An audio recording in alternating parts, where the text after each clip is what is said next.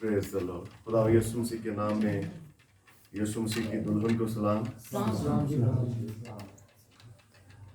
आइए अपने लिए कलाम मुकद्दस को खोलें। खरूज 10वां बाब है और उसकी 21 से 23वीं आयत तक हम पढ़ेंगे। खरूज की किताब उसका 10वां बाब है और 21 से 23 आयत। कोई भी भाई बुलंद आवाज से मेरे लिए और आप सबों के लिए पढ़े। खुदावन ने मूसा से कहा कि अपना हाथ आसमान की तरफ बढ़ा ताकि मुल्क मिस्र में तारीकी छा जाए, ऐसी तारीकी जिससे टटोल सके। और आसमान ने अपना हाथ आसमान की तरफ बढ़ाया और मूसा ने अपना हाथ आसमान की तरफ बढ़ाया और 3 दिन तक सारे मुल्क मिस्र में गहरी तारीकी रही।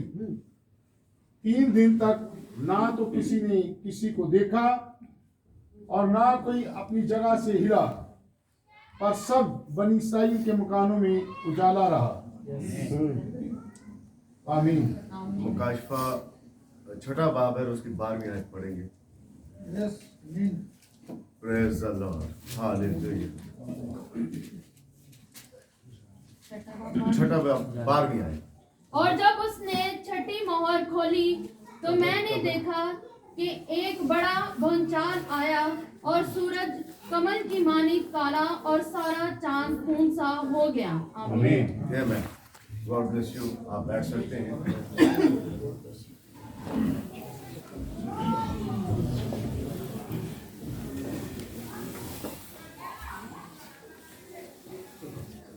खुदावंद आपकी मदद करे और मेरी भी मदद करे। सबसे पहले मैं थोड़ा सा बताना चाहता हूं कि आज क्योंकि भाई अकरम रोशन मेरे घर विजिट कर चुके हैं फैसलाबाद, तो मुझे वो पुराने जो जिस मिशन में थे हम, मुझे वही बात याद आ गई। मैं भी साल्वेशन आर्मी की कलीसिया का मेंबर था और एक एक्टिव घराना था मेरा साल्वेशन आर्मी के अंदर। मेरे वाले साहब सार्जेंट थे, मेरे चाचा जी साल्वेशन आर्मी के सूबेदार थे।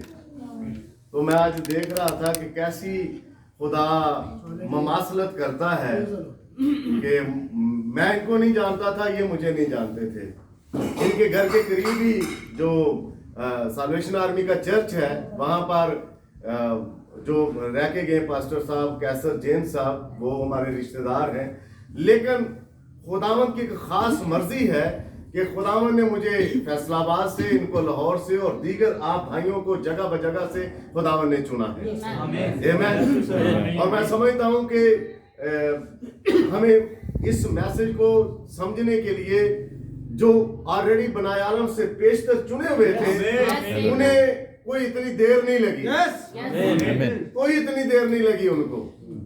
और मैं यहाँ बैठे हुए सोच रहा था कि मैं बादल के ऊपर क्या प्रीच करूंगा। ये ऑलरेडी मैसेज गीतों में प्रीच हो रहा है। ये बादल जो आया है, क्या हम सब इससे वाकिफ नहीं है? ये 28 फरवरी 1963 को जो बादल आया है, उसमें है क्या, हुआ क्या, हम सब इससे वाकिफ हैं। लेकिन कुछ है जो इससे वाकिफ नहीं है।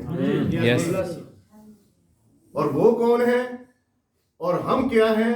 ब्रदर ब्रैनम के एक मैसेज में नबी ने कहा, मैं जब छोटा था तो हमारे घर में एक छोटा सा टुकड़ा होता था शीशे का। तो मेरे वाले साहब उस टुकड़े में जब शेव करते तो वो देखते अपने चेहरे को, तो मैं भी ऐसे उछल कूद करके अपने आप को देखने की कोशिश करता। तो मेरी दादी की बहन का घर था, वो हमारे घर से बेहतर घर था। वो बेहतर माहौल में रहते थे, अच्छी लोकेशन में था, अच्छी जगह पर था, शहर में था। तो जब मैं वहां पर गया तो मैंने अपनी दादी के बहन के घर में एक बेहतर बड़ा शीशा देखा। और जब मैं वहां पर गया तो उस शीशे के अंदर जब मैंने अपने आप को देखा तो कहते कि मैंने फौरन से दूर से मुझे धुंधला सा दिखाई दे रहा, पता नहीं कौन है ये बच्चा, क्या है, कोई वो क्या सोचते हैं कि मैंने समझा कि चले ये तो अच्छी बात है कि मेरे जैसा एक और बच्चा मिल गया मुझे, वो सामने मेरे जैसा ही बच्चा है, चले मेरी उसके साथ फेलोशिप होगी, रफाकत होगी। जैसे ये शहान है, बच्चा तबला बजा रहा है, ये इनको अपने जैसों की कंपनी चाहिए, ये अपने जैसे मांगते हैं, हम उम्र, गॉड ब्लेस यू ब्रदर, इनको अपने हम उम्र चाहिए, इनको एक वक्त गुजारने के लिए कोई ना कोई साथी चाहिए, पार्टनर चाहिए। तो ये वो देख रहे थे, नबी कहते कि मैंने जब देखा तो मैंने कहा मुझे कोई बच्चा मिल गया, मैं उसके साथ टाइम गुजारूंगा। तो जब वो करीब आए तो उन्होंने कहा, अपनी मम्मी को जोर से आवाज दी, मम्मी ये तो मैं हूं। Amen. Amen. Yes. आज जब मैं यहाँ आया हूँ तो आप अलग से नहीं, बल्कि आप मैं और मैं आप ही हैं। आज हम बादल में देखेंगे कि ओ खुदावन ये तो मैं हूँ। Amen. ये बादल से हम ना वाकिफ नहीं हैं। ये बादल से हमारी कोई रूशनासी हो चुकी है, कोई आया है जिसने इस बादल को खोला है, कोई नमूदार हुआ है जिसने इस बादल को मतारफ करवाया है, वरना हम भी बादल से छुपे रहते, हमारे ऊपर भी ये बादल का भेद ना खुलता। लेकिन खुदावन की शुक्रगुजारी करता हूँ कि आज हमारे भाई बहने इस बादल को गा रहे हैं। आमीन। ये बादल है क्या? आमीन। ये बादल किसकी तस्वीर है? ये बादल मेरे महबूब का चेहरा से गा चुके हैं। Hallelujah. और बाइबल और नबी के मैसेजेस में लिखा हुआ है कि दुल्हन का एक अपना गीत है, वो तंजीमों का गीत नहीं गा सकती। Amen. जो रिडीम है, जिनका रिडेम्पशन हो चुका है, उनके पास एक अपना गीत है। Amen. उनके पास एक अपना मकाशवा है, Amen. जो कि उनकी अपनी अकल सोचने नहीं बल्कि उस बादल ने खोला है। Amen. आज हम इन चीजों को देखेंगे और सीखने की कोशिश करेंगे, मैं भी सीखूंगा। और मैं शुक्रगुजारी करता हूं खुदावंद की कि ब्रदर अकरम रोशन ने मुझे दावत दी और काफी अरसे बाद उन्होंने बुलाया। खुदावंद उन्हें बरकत दे और आप कलीसिया को देखकर मैं खुदावंद की शुक्रगुजारी करता हूं। Amen. इस अंधेरे में एक मशाल की तरह है, खुदावंद आपको बरकत दे। आमीन। और खुदा अब होने दे रहा है, जो हवाला मैंने आपके सामने पढ़ा है, मैं पिछले दिनों हवान का निशान अपने चर्च में प्रीच कर रहा था, उसके हो सकता 2, 3, 4 पार्ट बयान करूं, क्योंकि नबी का मैसेज इतना बड़ा है कि वो 1-2 कोड ही हमारे लिए 3-4 घंटे बन जाते हैं। तो इसलिए इन मैसेजेस को समझना, क्योंकि आप भी मैसेज सुनते हैं, ब्रदर के जो इंडिया के भाई हैं उनके मैसेज आप भी सुनते हैं, हम भी सुनते हैं, और किसी ना किसी तरह से हमारी तरक्की हुई है। Amen. मैसेज को सुन सुनकर हम अलानिया गवाही देते हैं इस बात की कि मैसेज जो खुला है वो उन भाइयों की वजह से खुला है। Amen. उन भाइयों ने इस मैसेज को खोला है, वरना ये मैसेज तो छुपा हुआ था। हर किसी ने जिसके पास किताब आई उसने किताबें छुपाई, लेकिन खुदा उनकी शुक्रगुजारी करता हूं कि ये किताबें अब वाफर मकदार में हमारे पास आ रही है। Yes. ये खुराक, अगर भेड़ें बढ़ रही हैं, भेड़ खाना बढ़ रहा है, तो ये किताबें, ये खुराक भी बढ़ रही है। और ये एक शहद की सूरत है, और आपके पास्टर के पास एक शहद होता है जो उसे खुदा ने उसके थैले में दिया होता है।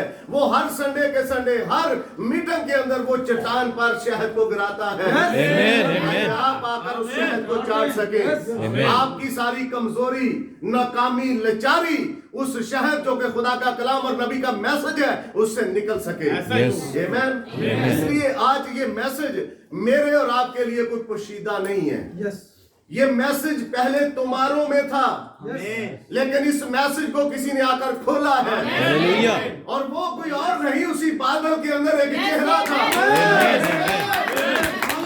हमें ऐसी चीजों से रूशनास करवाया, तो उस बादल के अंदर जो चेहरा था, कईयों को मामला है इस बादल की तस्वीर से, लेकिन उनको होता रहेगा, लेकिन इस बादल में मेरे और आपके महबूब का चेहरा। Amen. Amen. हम इस बादल से वाकफियत कर चुके हैं। Yes. इस बादल के अंदर हमें किसी का चेहरा नजर आता है। Amen. और हमें उस चेहरे के अंदर एक नाक, दो आंखें और वो दाढ़ी, वो सारा चेहरा, वो शक्ल Amen. Amen. इसलिए हम इस बादल से नावाकिफ नहीं है, ना वो बादल हमारे से नावाकिफ नहीं है। वो मिला हुआ है हमारे साथ। कब? जब हम बनाए आलम से पेशतर उसमें थे। उसमें बनाए आलम से पेशतर थे हम, और उस बादल ने हमें चुना है। कैसे? जैसे मैं फैसलाबाद में था, ब्रदर लाहौर में थे, भाई उधर 40 क्वार्टर में आरे बाजार में थे, ब्रदर आशिक एफसी कॉलेज में थे। ये भाई सारे आप कहां पर थे? लेकिन इस बादल ने आकर हमें संचा है। Amen. इस Amen. बादल के अंदर एक खचाव है। इस बादल ने एक खचाव दिया है, Yes. और उस खचाव की वजह से हम खींचे चले आते हैं। Hallelujah. और नबी ने कहा एक मकनातीस ही मकनातीस को खींच सकता है। Hallelujah. लोहा लोहे के साथ वेल्ड होता है, लकड़ी और लोहा आपस में वेल्डिंग नहीं हो सकते, वो जुड़ सकते। इसलिए जो जिसका हिस्सा है वो अपने हिस्से के साथ अब जुड़ रहा है। Amen. और जो जिसका हिस्सा नहीं है वो उस मकाम तक आने से पहले टूट रहा है। नबी के मैसेज में 3 किस्म के ईमानदार में नबी ने कहा कि इससे पहले कि रूहुल कुद्दस नाज़िल होता, यहूदा जहां पहुंच गया। Yes. इससे पहले कि हम नहीं जानते कि यहूदा ने मनादी की, यहूदा ने बदरूहों को निकाला, यहूदा ने बहुत सारी मनादी करके वापस आया। अपने चर्च की थैली उसके पास होती थी, लेकिन खुदा यीशु मसीह ने कहा जो तू करना चाहता है जल्द कर ले। Amen. यहूदा जानता था यीशु मसीह क्या कह रहे हैं। बाकी शागिर्द शायद समझे कि ये कोई अरेंजमेंट के बारे में बातें हो रही हैं, लेकिन यीशु मसीह ने उसे जो कहा था वो करने के लिए चला गया। आज ये वक्त है ब्रदर, हर वो मकाम, हर कड़ी अपने मकाम को पहुंचने जा रही है, लेकिन दुल्हन जिसने अपने उस महबूब के चेहरे को देखा हुआ है, उसकी नजरें भी उस बादल से हटनी नहीं। हो सकता है मैं बादल पर बहुत ना बोल पाऊं, बहुत ज्यादा मैं पढ़ा लिखा नहीं हूं, मैं बादल के बारे में इतनी डिटेल के साथ बात ना कर सकूं। जैसे ब्रदर ने कहा 59 ईयर इसको हो चुके हैं। मैं आज देख रहा था, मैंने काउंट किया, मेरे भी दिल में ये बात थी, लेकिन क्या करूं कि ये सारी मिल मिलाकर आपके अंदर से ये बातें निकल आई। और आपसे मैंने ये सीखा है, इस बादल को जब हम 59 ईयर कहते हैं कि हो चुके हैं, तो कुछ ना कुछ तो हो रहा है। ये बादल किसी ना किसी को लेने तो आया ही है, किसी ना किसी के लिए तो आया है। पहली और पिछली बरसात में क्या है? यही तो है। नबी ने कहा जब पहली बारिश हुई तो उस वक्त क्या हुआ? ये पौधा, ये बीज बड़ा तो सही, लेकिन इसमें फल नहीं लगा। लेकिन जब ये मैसेज आया, इस नबी ने पहली और पिछली बरसात दोनों इकट्ठी बरसाई ताकि ये बीज निकले और ये बीज पके भी। अब ये बीज पक चुका है। ये बीज अपने मकाम को पहचानता है, मेरा मकाम क्या है। ये खेत में नहीं पड़ा रहेगा, ये अपने उस खित्ते में जाएगा जो इसके लिए रखा हुआ है, जो इसका वो मकाम है, उस मकाम तक ये बीज जाएगा ही जाएगा। क्यों? क्योंकि इस बीज पर एक हकीकत खुल चुकी है। ये बीज, नबी ने कहा कि बीज, दोनों बीज ही होते हैं, कड़वा भी बीज होता है और अच्छा भी बीज ही होता है। Yes. कड़वा अपनी जिन्स पैदा करता है और अच्छा अपनी जिन्स पैदा करता है। दोनों जमीन के अंदर लगते हैं, दोनों फूटते हैं, निकलते हैं, बालियां, पत्ती, डालियां, ये सारी चीजें उनमें भी लगती हैं, उनमें भी लगती है। और नबी ने कहा ये कलाम तंजीमों में भी है और इसी पैगाम को मैसेज के लोग भी लेकर आते हैं। लेकिन फर्क क्या है? मैसेज के लोग अपने वक्त का पैगाम जानते हैं। मैसेज के लोग लूथर के पैगाम के साथ खड़े नहीं हो सकते। मैसेज के लोग अरीनियस के पैगाम के साथ खड़े नहीं हो सकते। मैसेज के लोग इफसस के पैगाम के साथ खड़े नहीं हो सकते। इसलिए क्यों कहा इफसस के पैगाम के साथ नहीं खड़े होते? क्योंकि पालूस ने कहा अब हमें आईना में अपने आईना में धुंधला सा दिखाई देता है, लेकिन एक वक्त आया जब सातवां आया, उसने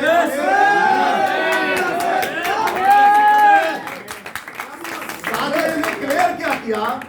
कि पहले लोगों में ताकत नहीं थी बोलने की, Yes. लोगों में कुवत नहीं थी कि लोग मुंह के ऊपर बोल पाए, लेकिन सातवें ने बोलकर नरसिंगा फूंककर आप में और मुझ में जोर बख्शा है। जोर क्या बख्शा है? अब करंथियों का खत उठाते हैं तो लिखा हुआ औरतें बाल ना कटाए, ये सारी चीजें हम जान चुके हैं, लेकिन कुवत और ताकत कौन देता है? ये नरसिंगा। वो नबी कहता है वो बेलचा और गंधाला छोड़ने की कुवत कौन देता है? वो जो 49 ईयर के बाद नरसिंगा बचता है, वो 7 संवत गुजर जाने के बाद जो नरसिंगा बचता है, उस वो ताकत देता है कि आप अपनी गुलामी को छोड़ सकते हो। और हमने अपनी गुलामी को छोड़ा। आमीन। पहले हम भी ऐसे थे, तंजीमों में, रस्मों रिवाज में, हर तरह के मैसेज में भी आकर ये सारी चीजें साथ साथ चल रही थी, लेकिन खुदावंद की शुक्रगुजारी करता हूं कि मैसेज में आकर ये पता चला है कि मिली जुली भीड़ का एक खास मकाम है। जो मिली जुली भीड़ है उसका एक खास मकाम है, आप सब जानते हैं। और नहीं भी तो मैं थोड़ी सी एक बैकग्राउंड बनाने के लिए इन चीजों को रखना चाहूंगा, ताकि आप जो मैं आपके सामने बात रखना चाहता हूं आप उस बात को समझ पाए। सारे के सारे चुनिंदा नहीं है। नबी ने 1,44,000 और 10 कुंवारियों के मैसेज में, 1,44,000 और 10 कुंवारियों के मैसेज के अंदर नबी ने 2 ग्रुपों को क्लियर किया है। कौन से? बचाए हुए और निकले हुए। नबी ने उनको क्लियर किया है, और यही आज मैसेज के अंदर है। पढ़िए जाकर किताब को, वहां पर नबी ने इन चीजों को खोला है, कोड को खोला है, और कोड के अंदर इनको बताया है कि हाँ कैसे। नबी ने कहा लूत और इब्राहिम कसदियों के ऊर से निकले, पर इब्राहिम बचाया हुआ था, लूत भी निकला हुआ था साथ। एलोहीम के साथ मुलाकात किसकी हुई? इब्राहिम की। लूत की मुलाकात किससे हुई? 2 फरिश्तों की। 2 फरिश्तों के साथ वो मिला।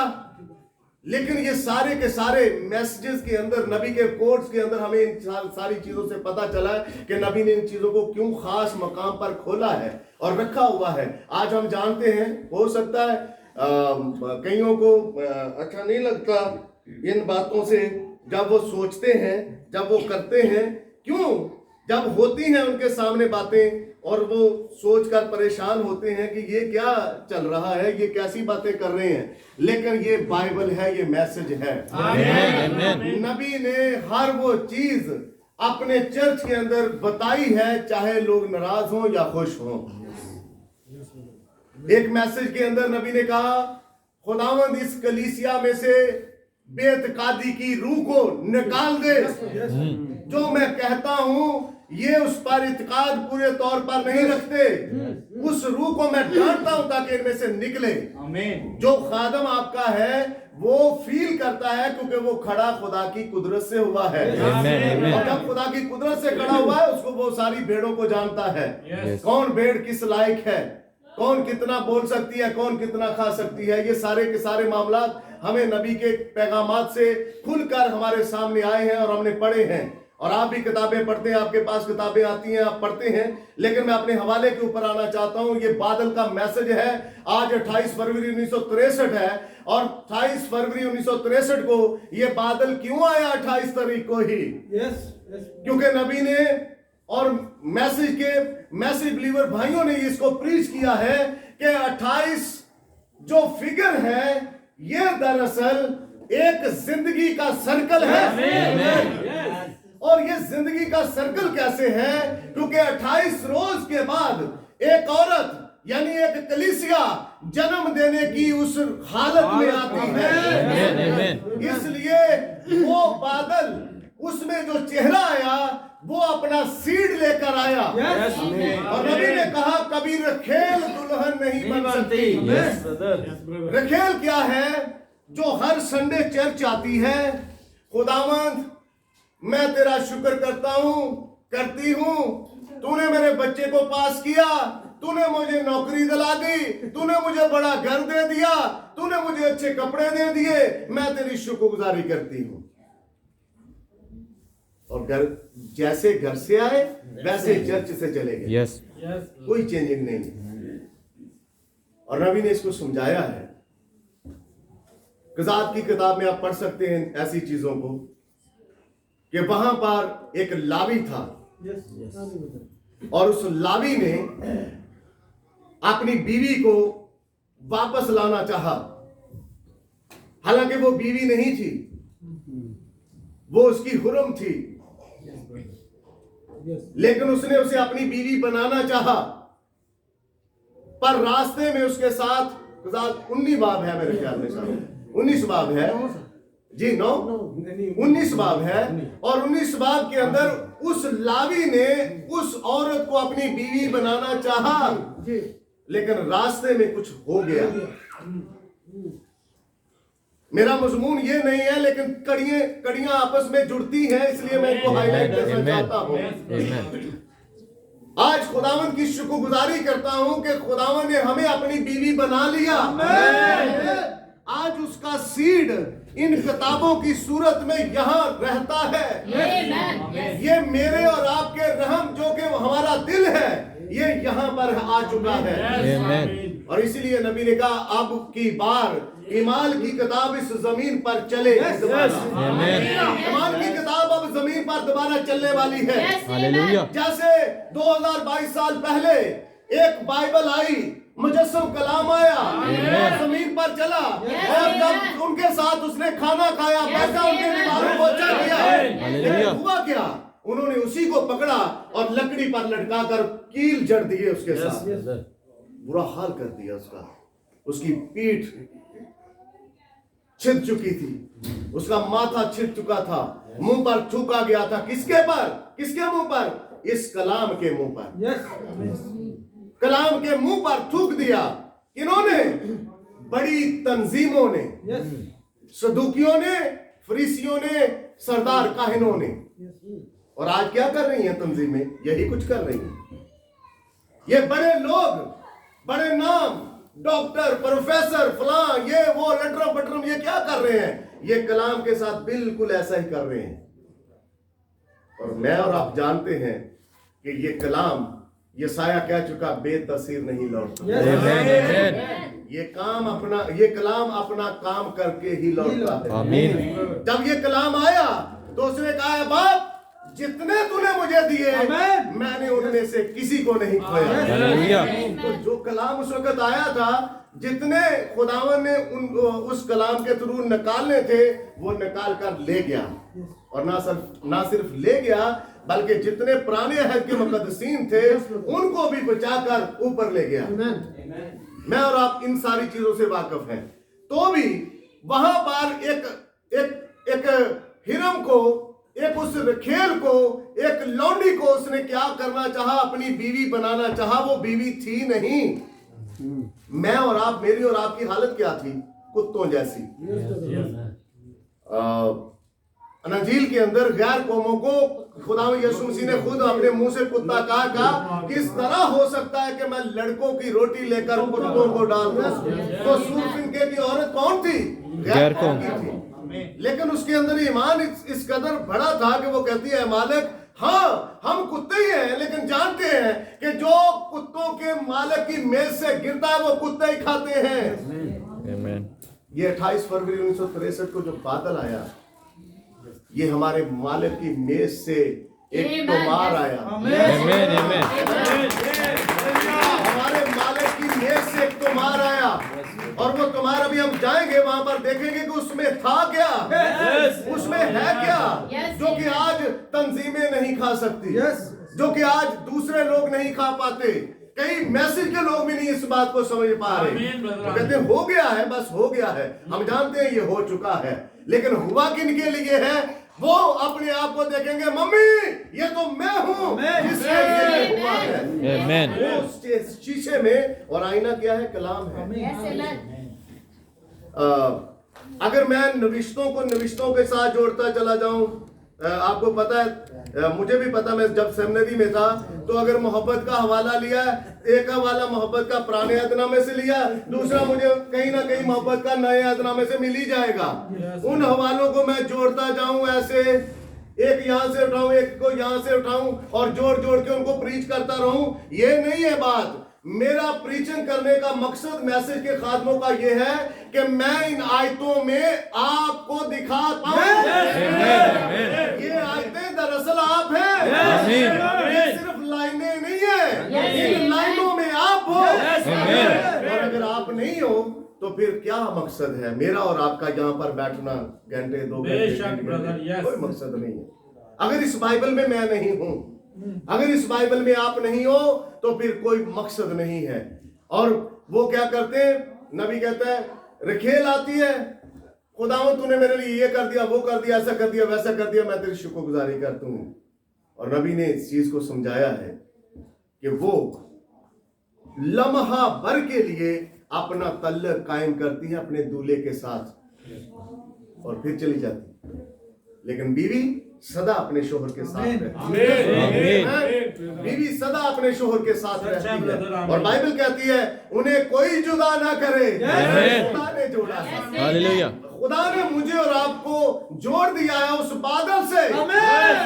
मेरा और आपका शोहर है, वो अपना सीड देने आया है। दुनिया लाइलम है, दुनिया लाइलम है, हम उस सीड को हासिल कर चुके हैं। आइए थोड़ा आगे अपने हवाले की तरफ आते हैं। यहां पर मिस्र के अंदर कुछ ऐसा समा है, ब्रदर आइए हवाले के ऊपर और उन आयात को दोबारा से पढ़िए कि ये जो वाकया है, इससे पहले कि हम इस हवाले को जाने, अगर आप दूसरे बाब की 11वीं आयत पढ़े तो वहां पर आपको कोई इबारत मिलेगी जहां पर कुछ वाकया कुछ और है।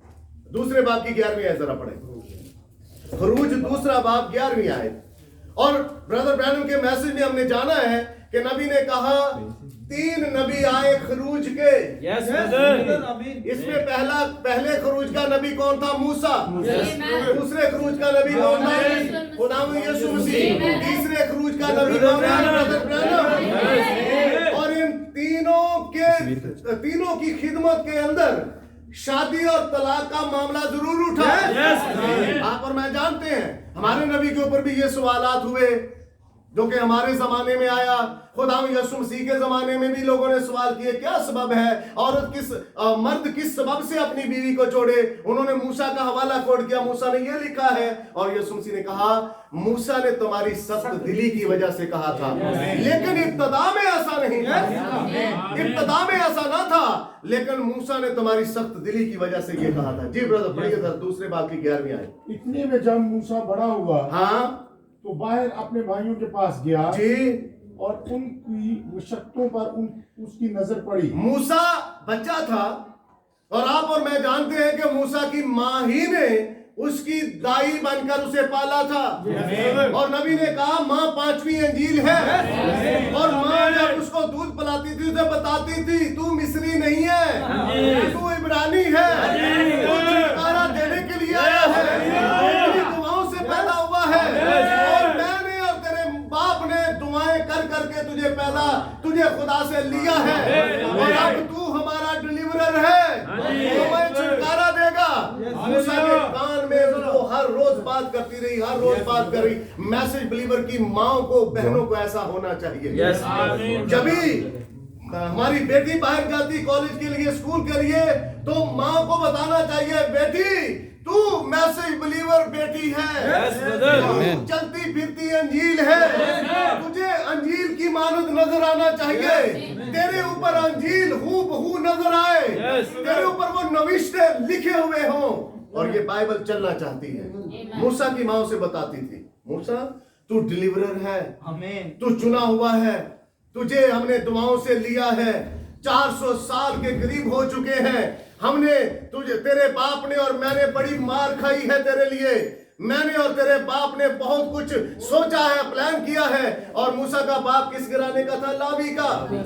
और वो उस तौर पर खुदा के सामने झुकता और दुआओं के सबब से मूसा पैदा। अब मूसा बड़ा हो गया। जब मूसा बड़ा हुआ तो मूसा को ये इस बात का ख्याल आया कि जरा मैं बाहर तो निकलूं, बाहर जाऊं। और जब बाहर जाता है तो देखता है अपने भाइयों की मुशक्कतों को, उसके भाई किस कदर तंग दस्ती में हैं, उसके भाई किस कदर सख्त मेहनत करते हैं। जब वो उनकी मुशक्कतों को देखता है तो क्या करता है भाई? पढ़िए और उसने देखा कि एक मिस्री उसके एक इब्रानी भाई को मारा। उसने देखा कि एक मिस्री ने उसके इब्रानी भाई को मारा। अब मूसा एक्शन में आता है और वो मिस्री को मारकर पल भर में रेत में दबा देता है। मूसा तो अपने खुदा के कहने के मुताबिक टाइम पर छुटकारे के लिए आ गया, और जब आया तो क्या हुआ? और अगली आयत पढ़े ब्रदर जरा। फिर उसने इधर उधर निगाह की और जब देखा कि वहां कोई दूसरा आदमी नहीं है, तो उस मिस्री को जान से मारकर उसे रेत में छुपा दिया। हाँ जी, इतना एक्सपर्ट है अपने काम में, क्योंकि फराउन की बेटी का बेटा कहलाता है। और नबी ने कहा ये आने वाला फराउन ही था, ये आने वाला मिस्र का बादशाह था, और हर तरह से एक्सपर्ट था, आला तालीम याफ्ता था, और हर तरह से मार्शल आर्ट का ये माहिर आदमी था। ये कोई अनपढ़ शख्स नहीं था, ये इतना काबिल था। इसने मिनट लगाया, उसको मारकर रेत के नीचे कर दिया। अगले दिन क्या होता है? फिर दूसरे दिन वो बाहर गया और देखा कि दो अब्रानी आपस में मारपीट कर रहे हैं। दो इब्रानी, अब मैसेज बिलीवर के साथ लड़ रहा है। जब उस दूसरे दिन जाता है तो क्या होता है? तब उसने उसे जिसका कसूर था कहा कि तू अपने साथी को क्यों मारता है? अपने साथी को क्यों मारता? उसने समझाने की कोशिश की, उसने बताने की कोशिश की। देखो हम सब भाई हैं, हम एक ही जगह पर रहने वाले, एक ही जगह से हमारा कूच होगा, हम निकलेंगे यहां से। लेकिन वो जवाब क्या मिलता है जी? उसने कहा तुझे किसने हम पर हाकिम या मुंसिफ मुकर्रर किया? किसने तुझे हमारे ऊपर हाकिम या मुंसिफ मुकर्रर किया है? क्या वो नहीं जानते थे कि मूसा को खुदा लेकर आया है? लेकिन इसके बावजूद वो मूसा के आगे ये सवाल रखते गए।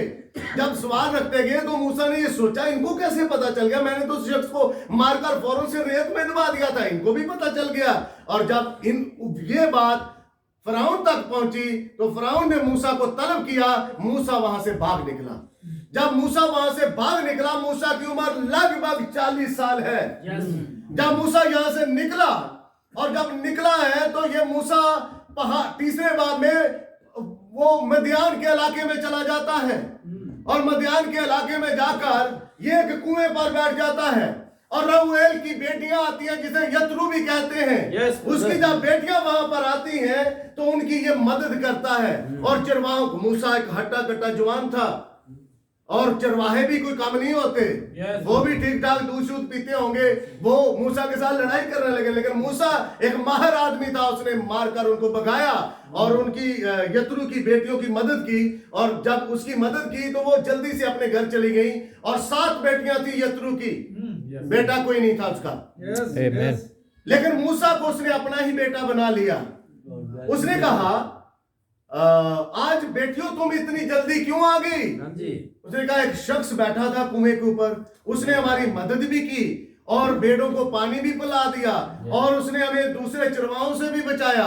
ये सारा मामला जब उन्होंने अपने बाप को रेउएल को बताया तो उसने कहा कि उसे कहां छोड़ आई हो? उन्होंने कहा वहीं पर ही है। उसने कहा लाओ। और मैं आपको बताऊं, यत्रो भी मदियान का काहिन था। जब मूसा उसके साथ मिलने को गया तो मूसा ने कहा तू कौन है? उसने कहा मैं इब्रानी हूं। उसने कहा जब तू इब्रानी है तो मैं भी इब्रानी हूं। वो बैठ गया। उसने अपनी बेटी सफूरा को ब्याह दिया उससे। इससे नबी के मैसेज के थ्रू हमें पता चलता ब्याह कहां करना है, कहां करना है, कौन सा बेटा किस बेटी के लिए बेहतर है। मैं क्या बिल्डिंग देख के ब्याह करा दूं? क्या गाड़ी देकर ब्याह करवा दूं? क्या सफेद रंग देकर ब्याह करवा दूं? ये बाइबल और नबी का पैगाम बताता है कि ब्याह कहां करना है। और मैसेज के लोग जानते हैं कि हमें शादी कहां करनी है। अगर ब्रदर नहीं करनी, अगर खुदा की नहीं माननी, तो भाइयों ने एक मैसेज में कहा कि आप बीवी मांगते रहे। अगर आप खुदा की मर्जी से बीवी नहीं लेंगे ना तो खुदा आपको सरदर्द देगा। और सारी जिंदगी उस सरदर्द आपको जनाब की दर्द लाएगी, मैंने नहीं पता। लेकिन अगर आप मैसेज के थ्रू अपनी शादी करवाते हैं और लेते हैं, अपनी बीवी चुनते हैं, तो ये आपके लिए हमेशा के हमेशा लिए ये क्या बनेगी? मेवादार ताक। ये मेवादार ताक की इमारत बनेगी आपके घर में। लेकिन आप अगर कहीं जल्दबाजी में हीरोगिरी कर बैठे तो फिर जनाब सिरदर्दी है। ये नौजवान बच्चे भी बैठे हैं, बच्चियां भी बैठी हैं, मैं खादम होते हुए अपनी ड्यूटी समझता हूं कि इनको समझाऊं। एक मैसेज बिलीवर के साथ ही शादी करे। आप नहीं चल सकते दूसरों के साथ। अब जब मूसा की शादी हो गई तो मूसा 40 साल, और ये ऐसा नहीं है कि आज ही पानी पिलाया तो अगले दिन शादी होगी, इतना भी नहीं था, थोड़ा वक्त तो गुजरा ही होगा। उनके साथ वो यत्रू के घर रहा होगा, अपने ससुर के घर, वहां पर टाइम स्पेंड किया होगा, उसने ठहरा होगा, उसको जाना होगा एक दूसरे को, और इतनी जल्दी आज मंगनी कल ब्याह फटाफट कर दो, ये हमारे तजर्बे में बातें गुजरी हैं। ये एज ए बाप और माँ होते, मेरे भी बच्चे हैं, एक बेटा एक बेटी है, हमें भी देखना है, सोचना है कि अपने बच्चों का रिश्ता कहां पर जोड़ना है। देख क्या रहे हैं हम? बादल। ये बादल बताता है। जो बादल से वाकिफ नहीं है वो गलती कर जाते हैं, पर जो बादल से वाकिफ है वो गलती नहीं करते। ना उनसे गलती बादल होने देता है, क्योंकि बादल ने दरअसल बड़ा शीशा लगा रखा है। वो जब एक मैसेज बिलीवर को देखता तो वो कहता मम्मी ये मैं हूँ, वो कहता है ये मैं हूँ, मैं आप में अच्छा, नबी ने कहा पिछले जमानों में सोने को कैसे साफ करते थे? उस पर वार करते थे, उसे कूटते थे, उस पर हथौड़ी चलाते रहते थे। कब तक? जब तक हथौड़ी चलाने वाले का चेहरा साफ तरह नजर नहीं आता था। मेरा और आपका खुदा हमारे ऊपर इस मैसेज के थ्रू पंच मारता है। वो कभी भाई अकरम के थ्रू, कभी मेरे थ्रू, कभी भाई आशिर के, कभी मुबश्शिरों के थ्रू, कभी डीकनों के थ्रू, वो ये पंच मारता है ताकि जो मैल है मेरे और आपके अंदर वो निकल जाए, और वो बादल में जो चेहरा है कहां नजर आए। इन चीजों का ध्यान हमें रखना है कि हम कहीं कोई ऐसी सोसाइटी में ना पड़ जाएं कि हमें नुकसान उठाना पड़े। शमसून के बारे में आप जानते हैं, नबी ने कहा कि उसके साथ क्या हुआ, उसने क्या किया, दुनिया से धोखा खाई हुई कलीसिया में। तो ये मैसेजेस सारे हमें क्या सिखाते हैं अगर हम ध्यान से पढ़ते हैं तो। अच्छा जी, आगे थोड़ा निकलते हैं, क्या लिखा आगे? क्या जिस तरह तूने उस मिस्री को मार डाला, हाँ मुझे भी मार डालना चाहता है? जी। तब मूसा ये सोच कर डरा कि बिला शक हाँ ये भेद फाश हो गया। हाँ। जब फिरौन ने ये सुना तो चाहा कि मूसा को कत्ल करें। ये वही बात है जब मैं पहले कह चुका हूं कि मूसा को बुला लिया गया कि फिरौन को बुलाया जाए, मूसा को बुलाया जाए और मूसा को क्या किया जाए? कत्ल कर दिया जाए। लेकिन मूसा वहां से भाग गया। जब भाग गया वहां उसे बीवी मिली, बीवी पाकर वापस आया, और वापस कैसे आता है? एक नबी कहता है एक आस्था के साथ, एक लाठी के साथ। अब मूसा से लोग पूछते हैं मूसा किधर जा रहा है? उम्र 80 साल हो चुकी है। मूसा से किसी ने पूछा होगा मूसा तू मिस्र नहीं जाएगा, मिस्र में नहीं जाएगा अपने लोगों को छुड़ाने के लिए? जब शादी होगी तो बताता होगा यार आजकल हालात ठीक नहीं है, काम काज भी करना पड़ता है, बच्चे भी यीशु भी हो गया है, तो मेरा कोई इतना अच्छा कोई हालात अच्छे नहीं है तो मैं नहीं जा सकता। लेकिन नबी ने कहा साथ ही साथ एक जलती झाड़ी के साथ उसकी मुलाकात। जब जलती झाड़ी के साथ मुलाकात हुई मूसा के हालात यूं बदले।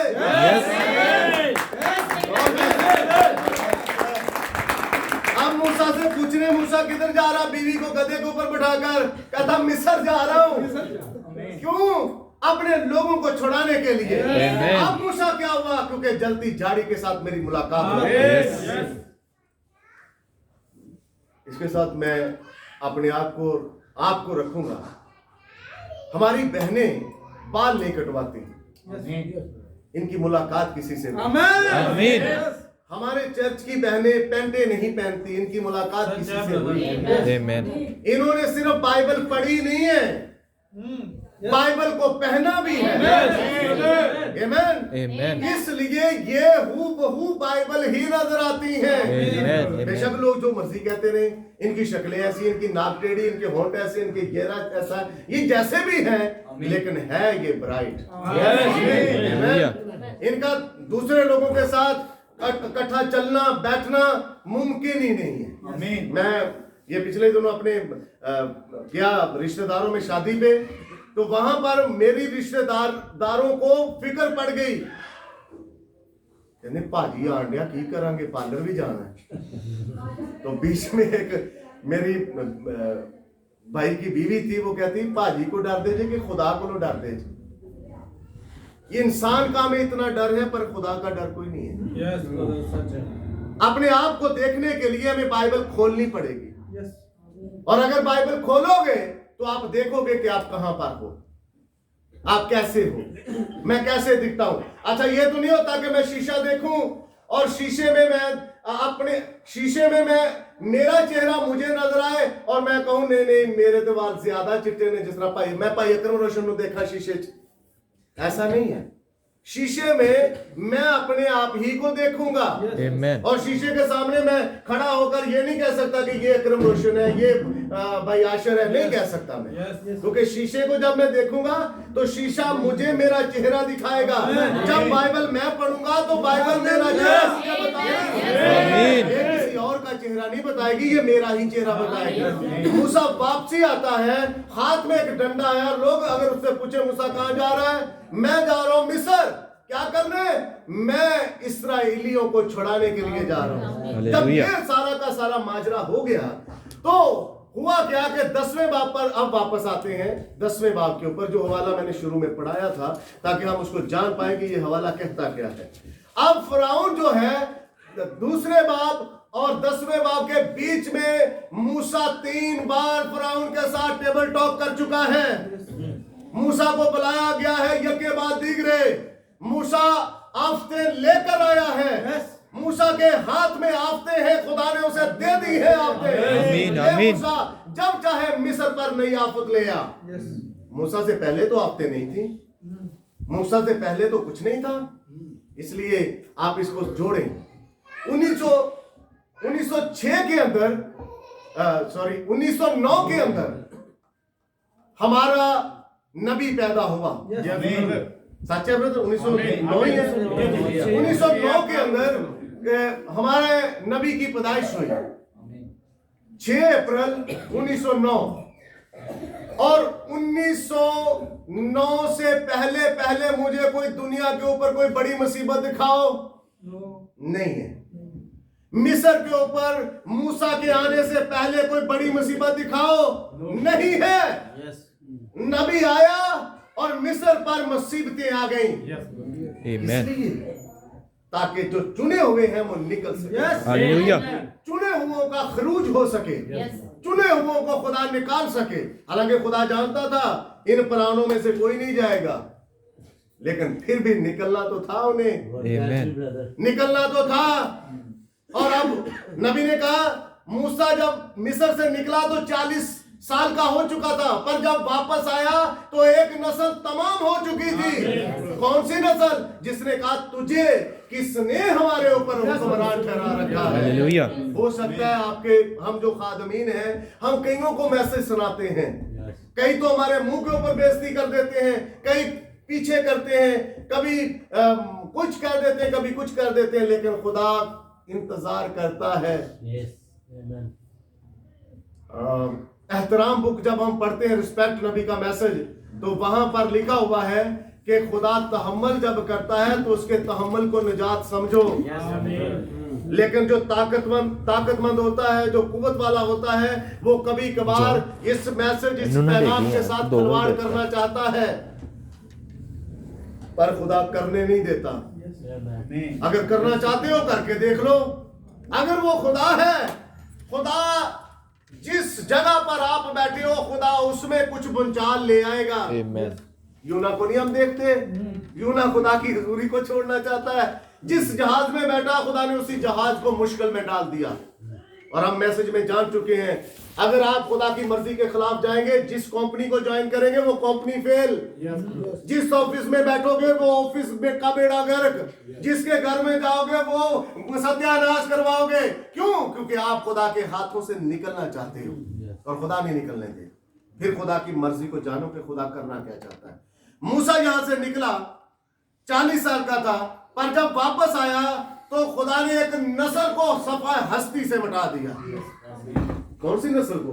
जिसने कहा तुझे किसने हमारे ऊपर, तू क्या बातें करता है, तुझ में क्या लियाकत ताकत है, तू खुद 5 पढ़ा है, तुझे इतना पता नहीं है, तू इंग्लिश बोल नहीं सकता, तू लिख नहीं सकता, तेरे साथ ये क्या मामला है, तू कौन है, तुझे किसने हमारे ऊपर हुक्मरान ठहरा दिया है, तू कौन, तू है कौन? मूसा वहां से भागा। जब भाग गया 40 साल के बाद फिर वापस मिस्र ही को लौटता है, तो नबी ने कहा पहली वाली नस्ल तमाम हो चुकी थी, अब जब आता है तो आफतों के साथ आता है। टेबल टॉक होती है, 3 बुलाता है। जब जब मुसीबत पड़ी फराउन के ऊपर, उसने कहा बुलाओ मूसा को, हारून को बुलाओ मेरे साथ बात करें, हम तुझे जाने देंगे। ये एक और बीच में स्टोरी निकलती है, आप इसको पढ़िएगा। 10वें बाब में आकर खुदा ने कहा मूसा अब तेरे और तेरी कौम के निकलने का वक्त है, अब मुल्क पर अंधेरा छा जाएगा। और आज मुल्क के ऊपर, मैं कहूंगा मुल्कों के ऊपर, दुनिया के ऊपर अंधेरा ही छा चुका है। अंधेरा है दुनिया के ऊपर। वो इस बादल को देख नहीं पा रहे। वो कहते हैं ये तो हो गया, ये तो होना था, लेकिन ये बादल आज भी कुछ कर रहा है। ये बादल आज भी बोलता है। ये बादल आज भी कोई मैसेज डिलीवर करता है। ये बादल आज भी कुछ ना कुछ कहना चाहता है। ये बादल आपको पता 26 मील ऊंचा था, और जहां पर जहाज उड़ते हैं वहां से भी 17 मील ऊपर था ये बादल, और कई मैगजीन के अंदर इसकी तस्वीर छपी। और फिर ये चीजें हम क्यों देखते हैं? क्योंकि हमारे तक ये पहुंची हैं। इस बादल की हमने तस्वीर को देखा है, इस बादल के साथ हमारी कोई ऐसी बन गई है कि अब हम इससे, जो इसमें रहता है, इस बादल को हमारे नबी ने इसी जमीन के ऊपर बनते देखा था। उसके सामने बना और एक धमाके के साथ ऊपर चला गया, और वहां पर नबी ने कहा इसमें 7 फरिश्ते थे, और ये 7 फरिश्तों से बादल बना था। और जो 7वां था वो मेरी तरफ बड़ा घूर कर देख रहा था। हम ये सारी चीजें जानते हैं और आप भी जानते हैं। मैं थोड़ा इस तरफ आना चाहता हूं कि ये अंधेरा क्यों छा गया, अंधेरा क्यों छा गया। बढ़िया बदल आगे थोड़ा। खुदा मूसा को क्यों लेकर आया? जी, खुदा मूसा को क्यों लेकर आया? ताकि मिस्र से इस्राएल को आजाद करवा सके, मिस्र की गुलामी से इस्राएलियों को निकाल सके। ये है खुदा का मकसद। और शुरू में मैंने आपसे कहा कि 3 मेजर नबी हैं जो खरूज के नबी हैं।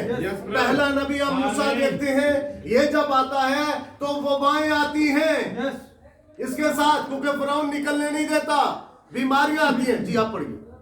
फिर खुदावन ने मूसा से कहा कि अपना हाथ आसमान की तरफ बढ़ा, ताकि मुल्क मिस्र में तरीकी छा जाए, ऐसी तरीकी जिससे टटोल सके।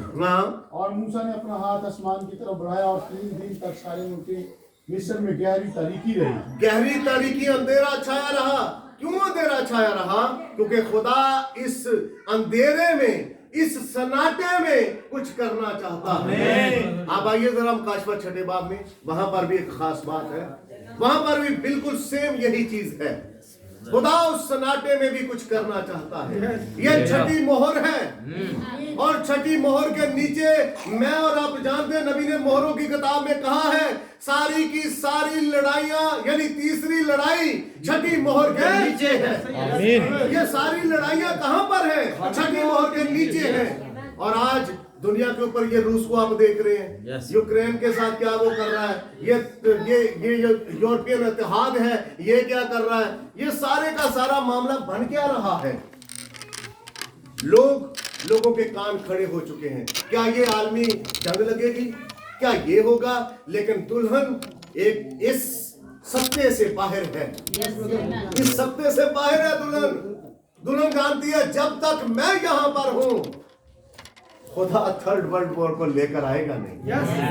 आमीन। खुदा ने कहा अपने नबियों के वसीले पहले से फरमाया और किताबों में लिखवा दिया, तहरीर कर दिया। जी पढ़िए ब्रदर, 6 बाब की 12वीं आयत।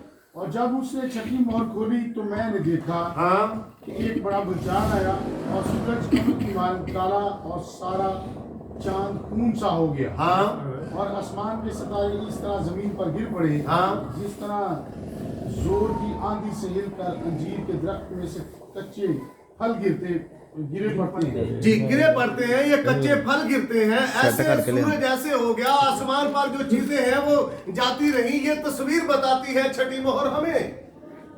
लेकिन ये मोहरों की किताब बंद थी 5वें बाब में। 4थे बाब में यूहन्ना आसमान पर जाता, मुकाशवा के 4थे बाब के अंदर। और 4थे बाब के अंदर जब वो आसमान पर चला जाता है तो वो अपने लिए एक आवाज को सुनता है, और वो आवाज उसके लिए कोई नई नहीं थी। उसने कहा जिस आवाज को मैंने, पढ़िए ब्रदर जरा पहले बाब की पहली आयत से पढ़ना शुरू करें ताकि हम उस आवाज को जान पाए कि वो आवाज किसकी थी। जी, मुकाशवा पहला बाब पहली आयत से। यीशु मसीह का मुकाशवा जो उसे खुदा की तरफ से इसलिए हुआ, हाँ जी, कि अपने बंदों को वो बातें दिखाए जिनका जल्द होना जरूरी है। अपने बंदों को वो बातें क्या करे, दिखाए, वो बातें देख सके। इसका मतलब बातें कैसे देख सकते हैं हम तो सुन सकते हैं बातें, लेकिन ये बातें कुछ तस्वीरों में है। वो तस्वीरें हमें नजर आती है, दीवार के ऊपर तस्वीरें लगी है, ये बातें नहीं, ये तस्वीरें चेहरे हैं। हम उन चेहरों को देख सके, उन चेहरों की कुछ शनाख्त है, उनका कोई ऐसा सदेबाब खुदा ने किया जो मुकाशवा की किताब में है। उसने कहा वो बातें अपने बंदों को दिखाए। कौन सी बातें? जी पढ़िए। जिनका जल्द होना जरूर है, जिनका जल्द होना जरूर है। जी आगे। और उसने अपने फरिश्ता को भेजकर उसकी मार्फत उन्हें अपने बंदा यूहन्ना पर जाहिर किया। यीशु मसीह खुद नहीं आया। यस ब्रदर, यीशु मसीह ने यूहन्ना के पास अपना फरिश्ता भेजा। और ये फरिश्ता कोई और नहीं है, ये फरिश्ता जिसने बादल को पहचाना, जिसको आवाज आई कि इस बादल को दाहिनी तरफ मोड़। इस तस्वीर को, जो बादल की तस्वीर तेरे सामने लाइव मैगजीन में आई है, इसको दाहिनी तरफ मोड़। और ये तस्वीर तुझे दिखाएगी कुछ। और उस तस्वीर में उसको कुछ नजर आया। वो फरिश्ता आया और उस फरिश्ते ने ये बातें यूहन्ना को दिखाई, और नबी ने कहा खुदा उसे 2022 में ले गया यूहन्ना को। खुदा ने इस याम से यूहन्ना को उठाया और इस वाले याम में लेकर आ गया। और इसीलिए उसने पहली जंग अजीम देखी, दूसरी जंग अजीम देखी, और फिर तीसरी जंग अजीम देखी। ये सारा का सारा मुकाशवा की किताब में ही है। आमीन। और नबी के मैसेजेस में से है। हम जान चुके हैं क्यों नबी के आने से आफतें आई, ताकि कई निकल सके, कई निकल सके जो खुदा के इरादा में है। कौन? जो बनाए आलम से पेशतर जिनको खुदा चुन चुका था, जिनको बनाए आलम से पेशतर खुदा जानता था, अब खुदा उनको निकालना चाहता था। अब ये किताब बंद थी। आगे पढ़े ब्रदर थोड़ा। जिसने खुदा के कलाम और यीशु मसीह की गवाही की, यानी उन सब चीजों की जो उसने देखी थी, शहादत दी। शहादत दी। क्या शहादत दी? इस नबूवत की किताब का पढ़ने वाला और उसके सुनने वाले, जो कुछ इसमें लिखा है उस पर अमल करने वाले मुबारक हैं। क्योंकि वक्त नजदीक है। क्योंकि वक्त क्या है? नजदीक है। वक्त मेरे और आपके पास भी नहीं है।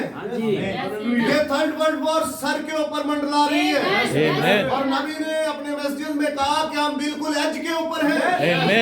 तीसरी जंग अजीम मेरे और आपके सर के ऊपर, यानी दुल्हन के सर के ऊपर नहीं बल्कि दुनिया के सर के ऊपर आ चुकी है।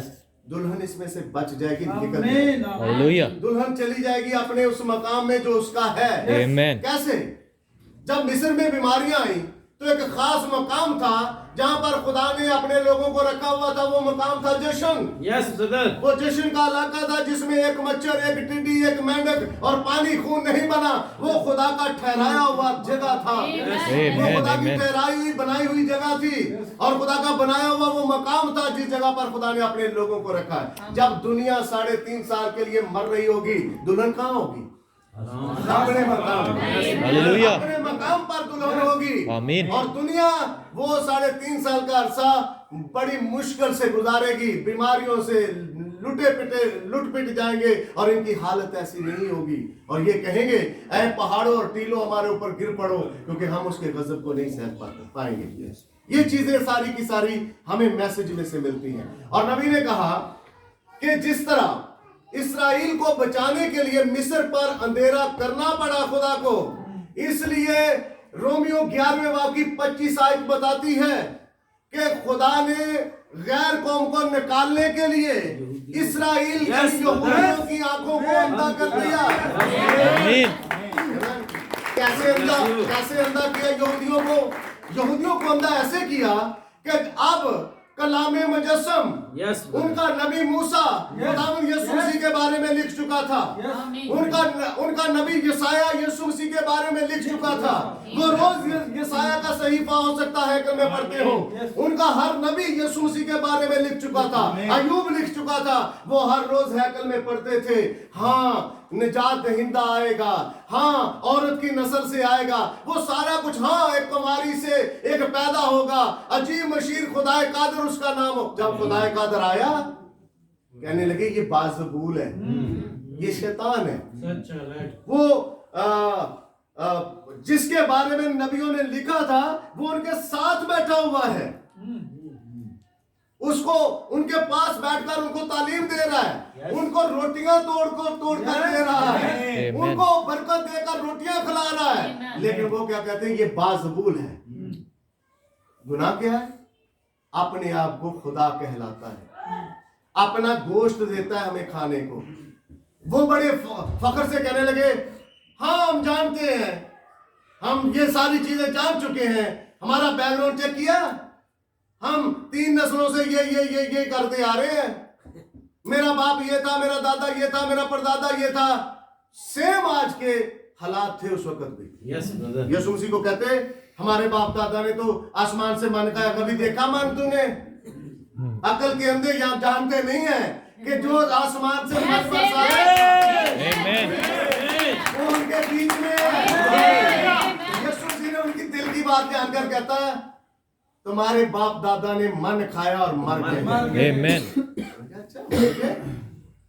पर मैं जिंदगी की रोटी हूं, मुझे खाओ।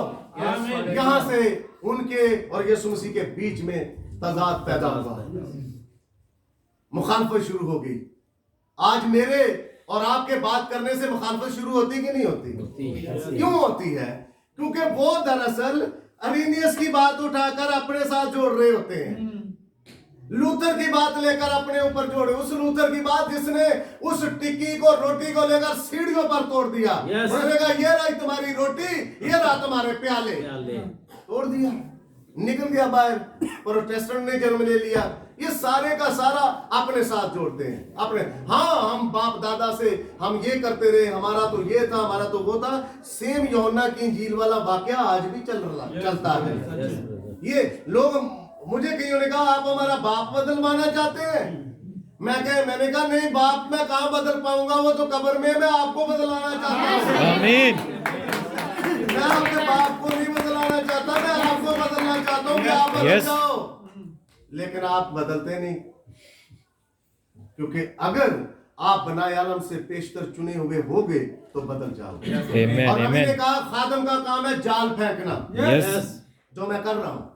खादम का काम है जाल फेंकना, और जाल फेंक कर जाल खींचना, बाकी का काम खुदा का है। हालेलुया। जो खुदा के हैं खुदा उनको लग कर लेगा, अच्छे बर्तनों में रख लेगा, और जो बाकियों के साथ क्या करेगा, उसी समंदर में फेंक देगा। जाओ ऐशो इशरत करो, जाओ जो मन में आता जाओ जाकर कर लो। जाल में तो आ गए, खादम ने 1 दिन कलाम सुनाया, 2 दिन सुनाया, साल 2 साल 4 साल सुना दिया, आगे जाल में बड़े सजे खबे होके पादरी दे नाल। लेकिन जब बारी आई चुनाव की, तब खुदा ने कहा हाँ ये अच्छी राहु की नस्ल का है, ये अच्छा फलां नस्ल का है, ये बिच्छू है, ये सांप है, क्योंकि खुदा फितरत जानता है। हालेलुया। लेकिन मैं आपको बताऊं, मैं भी फितरत जानता अगर हवा के गिरने की वजह ना आती, Yes, brother. क्योंकि आदम शेर की फितरत जानता Yes. था।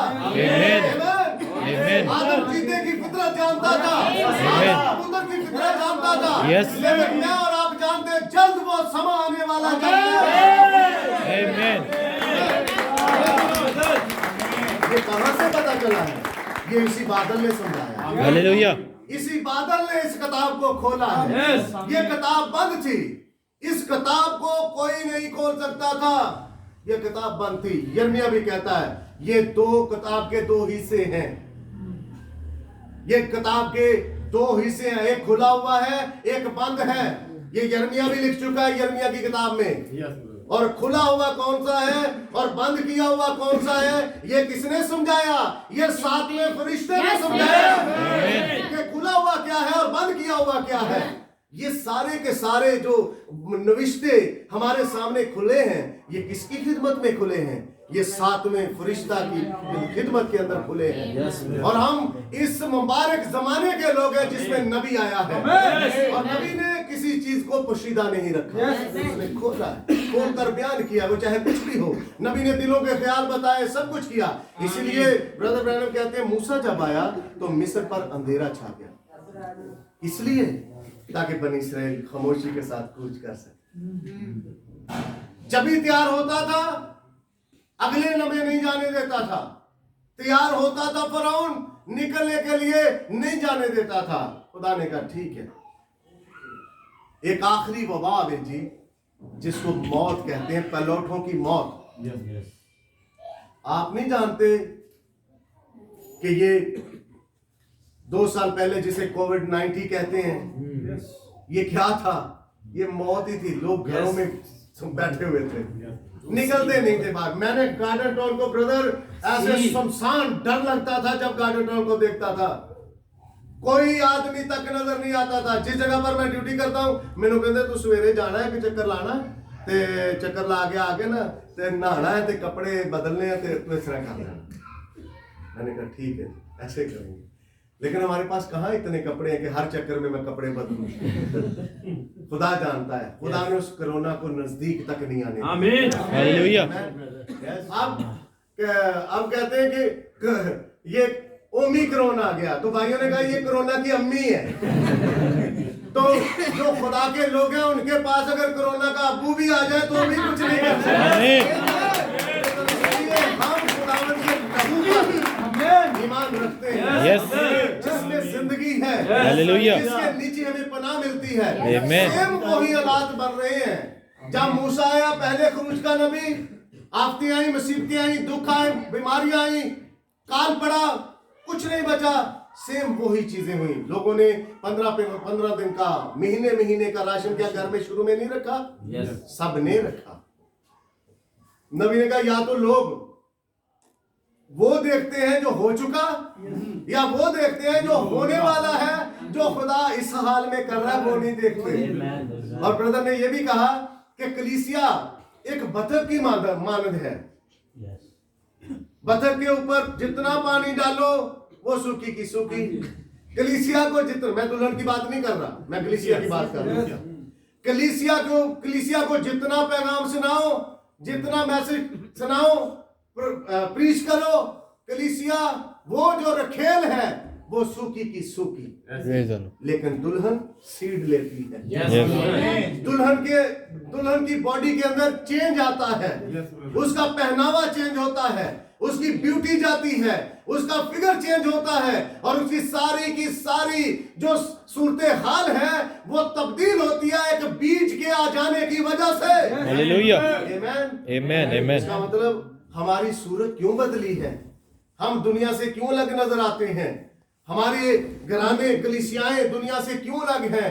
क्योंकि सीड ने अपना काम किया है। और सीड जो देने वाला था उसने भी दुनिया पर अंधेरा कर दिया ताकि मैं खामोशी में आकर सीड दे दूं।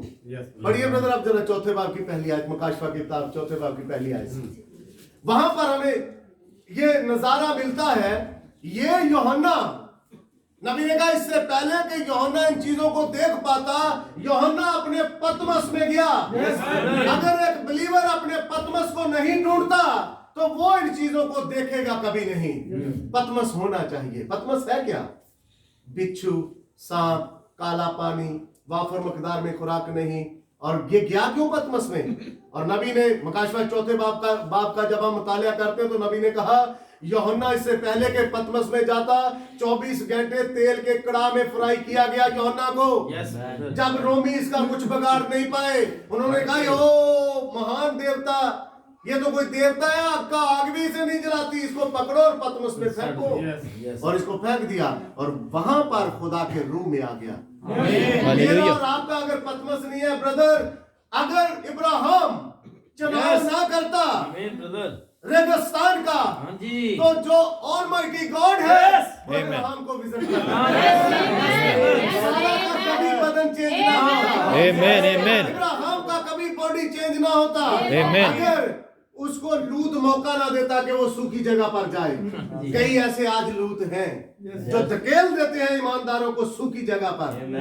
लेकिन मैं आपको बताऊं, घबराना नहीं है। ऑलमाइटी गॉड वहीं पर आने वाला है। और इसको नबी ने कहा जो छातियों से पलाता है।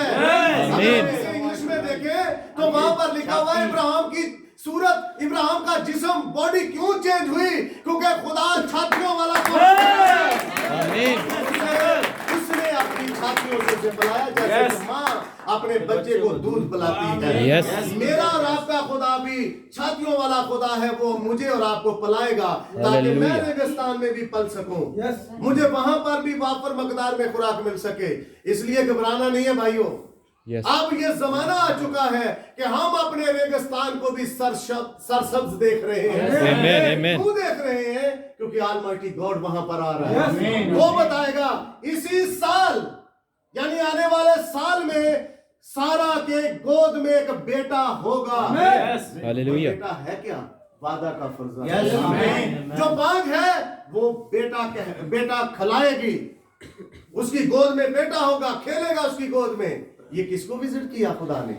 जो रेगिस्तान में था। अगर हम अपने चर्च को समझे, आज मेरे पास चर्च नहीं है, भाई अकरम जानते हैं, मेरा कोई मैं अलानिया कहता हूं मेरा खिदमत करने का कोई इरादा नहीं था। मैं पेंटिकॉस्टल सेमिनरी में गया, 3 साल का डिप्लोमा किया, बाइबल पढ़नी आई पर समझ कोई नहीं आई। बाइबल पढ़ी गई, बस बाइबल पढ़ो पढ़ो पढ़ो पढ़ो पढ़ो, बाइबल पढ़नी आ गई पर समझ किसी तरह नहीं आई। चला गया वापस अपनी दूसरी जिंदगी में, ट्रक ड्राइवर बन गया, पर खुदा ने ट्रक ड्राइविंग करने पर भी अपने हाथ को मेरे से पीछे नहीं किया। उसने ना तो सिगरेट पीने दी, ना कोई ऐसा नशा करने दिया। मैं करना भी चाहता था लेकिन खुदा लोग प्रोवाइड कर देता था।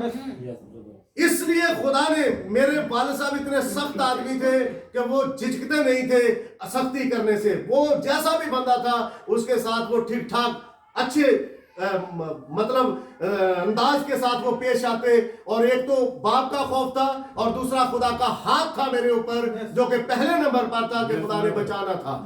हम किसी मैसेज की कलीसिया का मेंबर बनने जा रहे थे कि हम मैसेज की कलीसिया के मेंबर बनेंगे, मैं खिदमत नहीं करूंगा।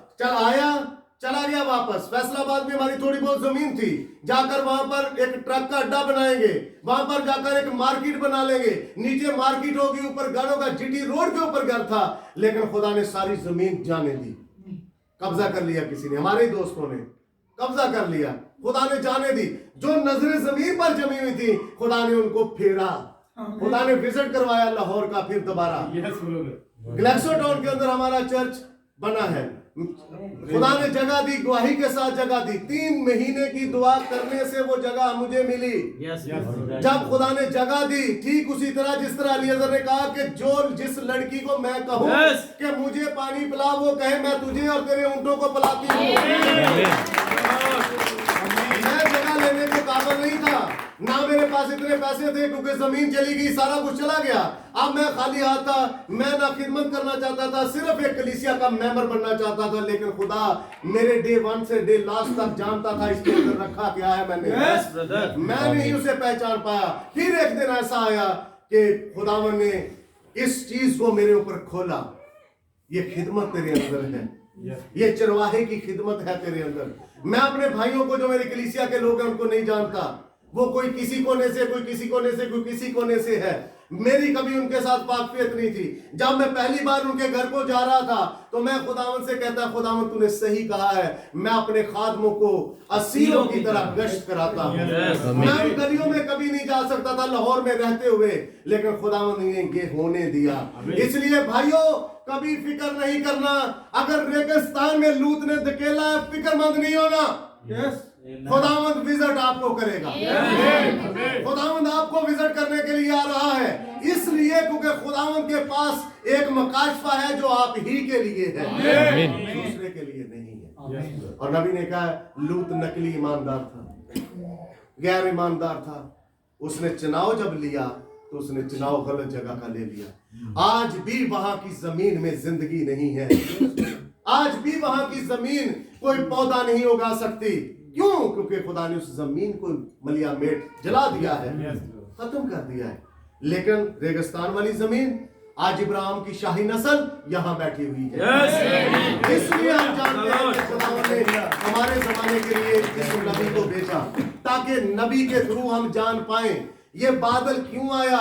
ये बादल पहली और पिछली बरसात लेकर आया, ताकि जो बीज देववन से जिसे मैंने जाना है, मैं उसे दोनों बारिशें दूं, ताकि वो बीज उगे भी और फिर पके भी और अपने मकाम पर भी पहुंचे।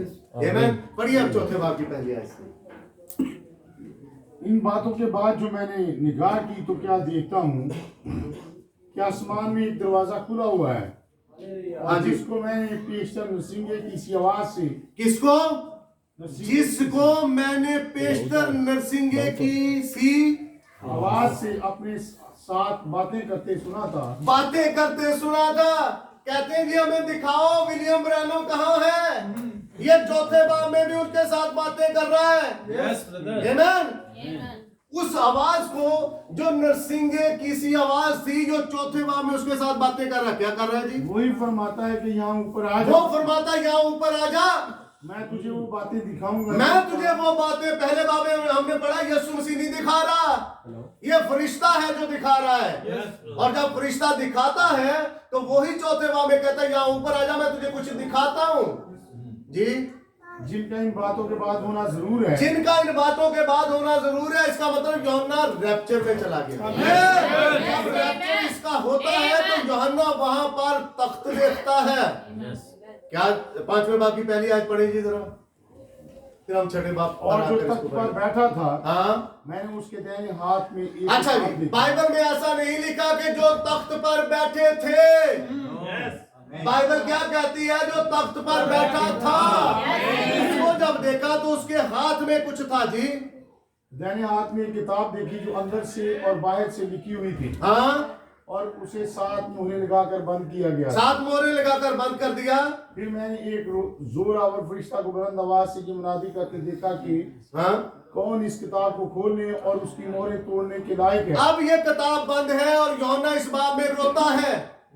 क्यों यूहन्ना रोता है? क्योंकि यूहन्ना अपने नाम को वहां पर देख चुका था। यूहन्ना अपने नाम को उस जगह पर, उस किताब के अंदर देख चुका था, लेकिन वो किताब खुली नहीं है, वो किताब बंद है। अब जब ये किताब छठे बाब में खुलती है और 12वीं आयत जो मैंने आपके सामने रखी है, ये तीसरे खरूज का नबी क्यों आया? ताकि दुनिया के ऊपर अंधेरा आ जाए। उसने खोला है पहली जंग अजीम को 1516 में जब पहली जंग अजीम हुई। फिर उसके बाद हमारे जमाने के नबी ने 1933 में स्टालिन, हिटलर, मैसोलिनी को कब देखा? 1933 में। और उसने जब आकर देखा तो उसने कहा कि मैसोलिनी उठेगा इटली से और वो इथियोपिया पर चढ़ दौड़ेगा, और हिटलर आएगा जर्मनी से और वो ये करेगा। ये हिटलर नहीं, हिटलर को कोई नहीं जानता था। लेकिन 1933 में नबी ने ये सारी चीजें खोली। क्यों खोली भाई दादे? क्योंकि नबी को बादल मिल गया था। नबी की मुलाकात हो चुकी थी। नबी के पास ये किताब आ चुकी थी। पढ़िए जरा 10वें बाब की पहली आयत से। कोई उतर कर आया था मेरे और आपके जमाने के नबी के पास। पढ़िए जरा 10वें आयत से। फिर मैंने एक और जोर और फरिश्ता को बादल उड़े हुए आसमान आमीन। फिर मैंने एक जोरावर फरिश्ता को क्या ओढ़े हुए देखा? बादल ओढ़े हुए देखा। बादल ओढ़े हुए जब आया तो क्या करता है? उसके सर पर धनक थी उसके सर पर धनक थी और उसका चेहरा आफ्ताब की मानत था उसका चेहरा आफ्ताब की मानत था और उसके पांव आग के सतूनों की मानत उसके पांव आग के सतूनों की मानत और उसके हाथ में एक छोटी सी खुली हुई किताब थी। उसके हाथ में एक छोटी सी खुल ये बड़ी किताब नहीं है, ये छोटी किताब है, लेकिन अब ये खुल चुकी है। आमीन। और हम जानते हैं मैसेज में कि 10वें बाब के अंदर, इस बाब के अंदर 3 लोग हैं। पहले नंबर पर पहली आयत में बादल ओढ़े हुए खुदावंद यीशु मसीह। हालेलुया। दूसरे नंबर पर 10वें बाब की 7वीं आयत में 7वां फरिश्ता। तीसरे नंबर पर 8वीं से 11वीं आयत में यूहन्ना दुल्हन के रसूल। और नबी ने कहा जब यूहन्ना ये मोहरों की किताब खा गया तो यूहन्ना अब किसी और जगह पर नहीं बल्कि यरूशलेम के अंदर चला गया। आमीन। क्या मैं और आप उस बादल के अंदर जाना चाहते हैं? क्यों? इसलिए क्योंकि हम ये किताब खा चुके हैं। ये किताब हमने खा ली है। ये बादल किसी के पास आया है और उस बादल के अंदर कोई आया था और उसने इस किताब को लेकर खोलकर किसी को दी है। ले इस किताब को। और फिर हम जानते हैं कि मार्च के महीने में, ये फरवरी का चल रहा है, मार्च के महीने में नबी ने मोहरों को प्रीच किया। आमीन। नबी ने जब मोहरों को प्रीच किया तो 17 मार्च से लेकर 24 मार्च तक मोहरें प्रीच हुई। ये सारी की सारी मोहरें जो प्रीच हुई, क्या मत्ती की इंजील में हम नहीं जानते? मत्ती 24 बाब में ये सारा कुछ हुआ और नबी ने अटैच किया मत्ती 21 बाब से लेकर 27 बाब तक ये कौन से दिन चल रहे हैं। और मोहरे 24 बाब में जब यीशु मसीह ने बोली, यीशु मसीह से उसके शागिर्द उसको बिल्डिंग दिखाते हैं, देख बिल्डिंग कितनी प्यारी है, लेकिन यीशु मसीह ने कहा इस पत्थर पर पत्थर बाकी नहीं रहेगा। यीशु मसीह ने मोहरों को खोलना शुरू कर दिया। यीशु मसीह ने उनका जवाब नहीं दिया, लेकिन 36-37 आयत में जाकर दोबारा यीशु मसीह उसकी उन्हीं की बातों को उठाता है और कहता है जिस तरह नूह के दिनों में हुआ, जिस तरह लूत के दिनों में हुआ, उसी तरह इब्ने आदम के आने के दिनों में होगा। इसका मतलब ये है कि जब फिर हम ये भी देखते हैं जब नबी ने प्रीच किया मैसेज पहाड़ पर क्या कशिश है, तो वहां पर हम मत्ती 17 में नहीं देखते कि वो बादल जब जाहिर हुआ तो यीशु मसीह की सूरत कैसी होगी। वो डर गए, शागिर्द डर गए, जो एक खास फेलोशिप थी यीशु मसीह के गिर्द, पतरस, याकूब और यूहन्ना, ये खास लोग डर गए। इन्होंने यीशु मसीह को कहने लगे, यीशु मसीह कई आज के लिए सिखाती है पादरी को, पादरी साहब असी इस तरह नहीं, अगली दफा इस तरह करना है। हाँ, सलाह करना एक और बात है, लेकिन सिखाना और है।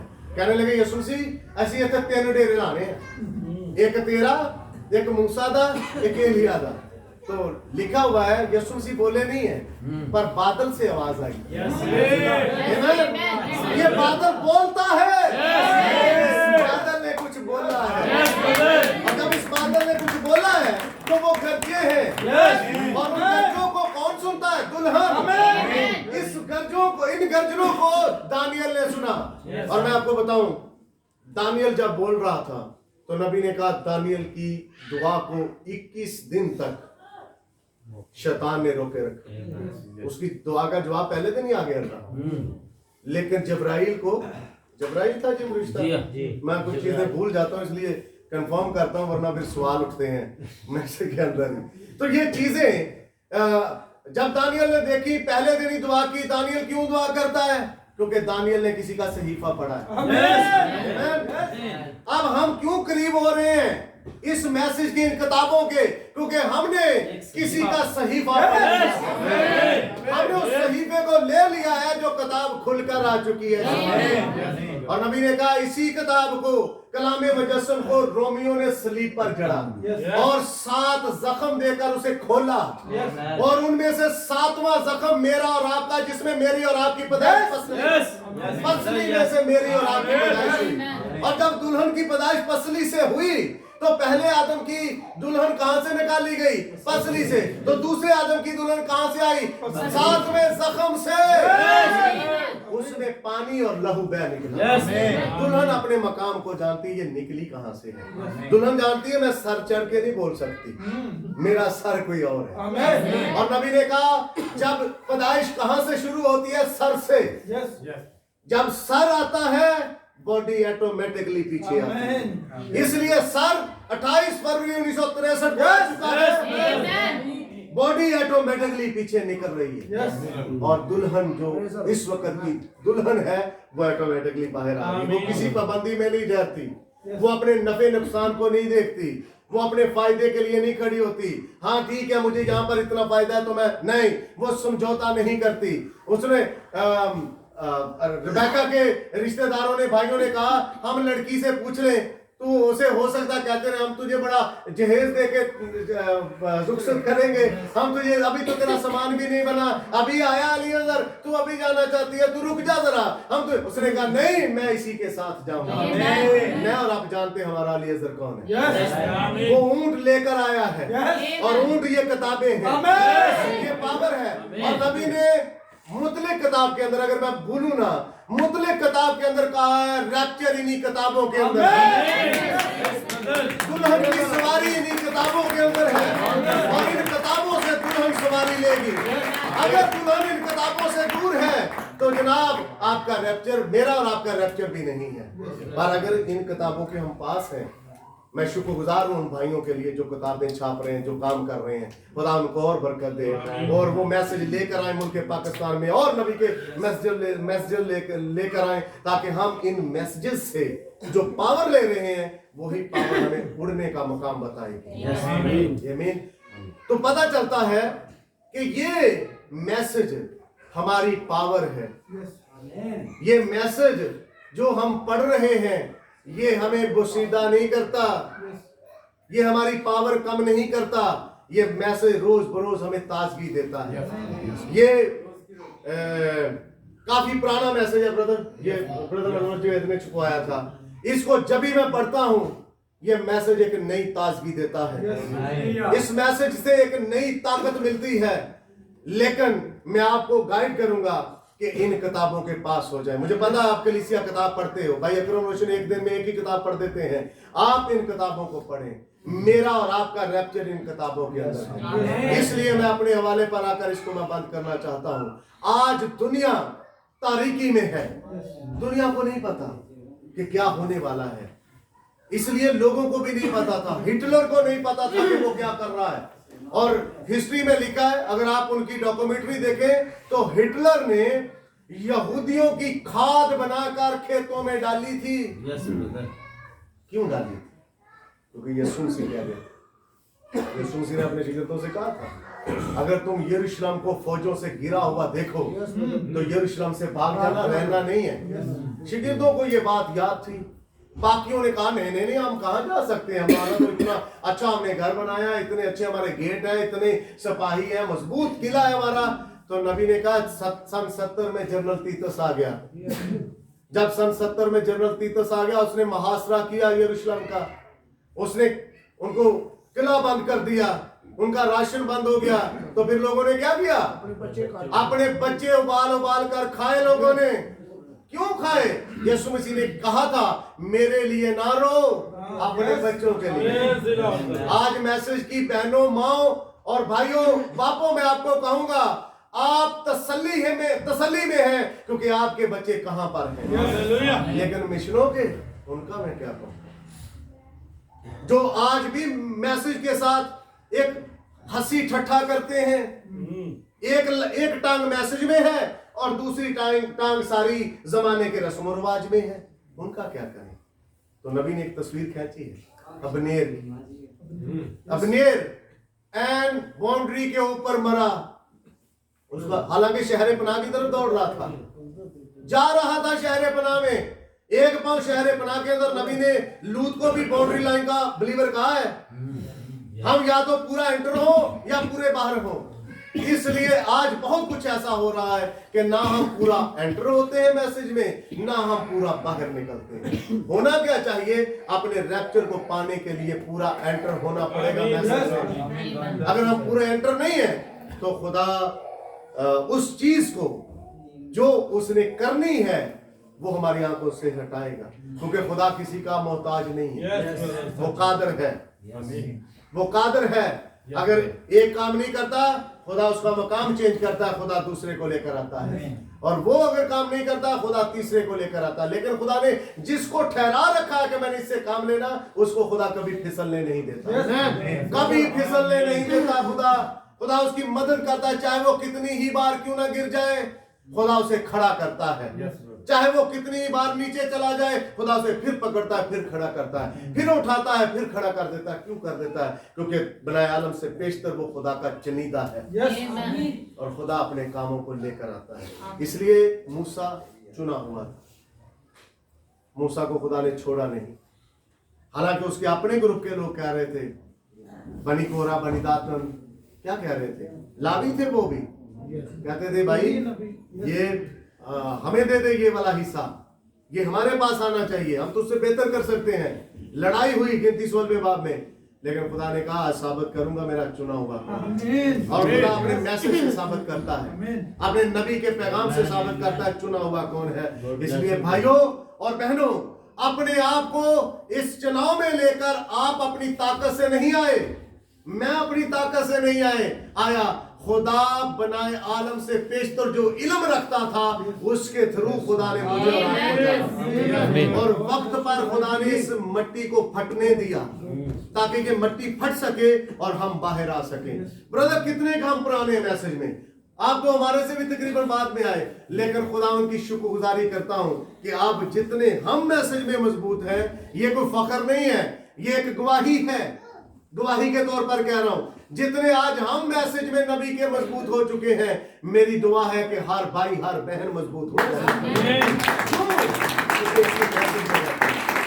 इन्हीं किताबों में हमारा उठाया जाना छुपा हुआ है, और अपने उठाए जाने के लिए और इस 10वें बाब को जो कि हम बहुत सारे खादमीन से सुन चुके हैं, जितना खुदा ने मुझे दिया था, जिस मकाम के लिए खुदा ने मुझे रखा था, वो खुदा मकाम पर आहिस्ता आहिस्ता लेकर आ रहा है और खुदा अपना काम ले रहा है। मैं नहीं जानता था मेरी जिंदगी में क्या होने वाला है, इसी तरह आप नहीं जानते थे आपकी जिंदगी में क्या होने वाला है, लेकिन खुदा बनाए आलम से पेशतर ये उसकी बनाए आलम से पेशतर मीटिंग ऑलरेडी खुदा के हुजूर में रिकॉर्डेड थी। आमीन। कि आज हम 28 फरवरी को जमा हो सके और हमारे बच्चे तक जानते हैं कि 28 फरवरी को हुआ क्या था। इसलिए 28 फरवरी को मेरे और आपका वो चेहरा लिए हुए बादल, मेरा शोहर और आपका शोहर आ गया एरिज़ोना के पहाड़ के ऊपर, ताकि वो हमें सीड दे सके। और अब कोई हमें रखेल नहीं कह सकता, उसने हमें अपनी बीवी बना लिया। कैसे बना लिया है? क्योंकि अब क्या हमारी बॉडी लैंग्वेज चेंज नहीं हुई? क्या हमारा बनाव श्रृंगार चेंज नहीं हुआ? क्या हमारा लिबास चेंज नहीं हुआ? क्या सारी की सारी चीजें हमारे शोहर के बोले हुए कलाम के मुताबिक नहीं हुई? हमारा शोहर विलियम ब्रैनम नहीं है, हमारा शोहर खुदा यीशु मसीह है। इसलिए वो बचवैया था, वो आया मुतारफ करवाने, दुल्हन को खचाव देने के लिए, और उसने दुल्हन को खचाव दिया और अपने और हमारे दूल्हे के साथ हमारी मुलाकात करवाई। उसने कहा ये है, जिस तरह रेबेका अपने दूल्हे को देखकर पूछती है एलिजाबेथ से, ये कौन है? कहता है यही तो तेरा दूल्हा है। वो उनसे नीचे उतरी। इसलिए ब्रदर ब्रैनम ने खुदावंद यीशु मसीह के बपतिस्मे को, खुदावंद यीशु मसीह के मुकाशफे को हमारे ऊपर खोला है, ताकि हम इन चीजों को जान पाए। आमीन। ये बादल किसी से छुपा नहीं है, लेकिन अगर किसी से छुपा है तो वो छठी मोहर के नीचे है। आमीन। ये बाइबल हमें बताती है। और छठी मोहर के नीचे क्या है? सारी की सारी जंगें, अंधेरा, वो ट्रिबुलेशन पीरियड, वो मुसीबतें, वो वबाएं, वो सारे का सारा मामला। और नबी ने कहा इसमें आएंगी कुंवारियां, आएंगी इसमें, लेकिन कौन सी वाली? सुस्त वाली, बेवकूफ कुंवारियां, वो आएंगी इस ट्रिबुलेशन पीरियड में, वो छठी मोहर के नीचे आएंगी। और ये सारी चीजें हम पढ़ चुके हैं। खुदावंद आपको बरकत दे। खुदावंद आपके साथ।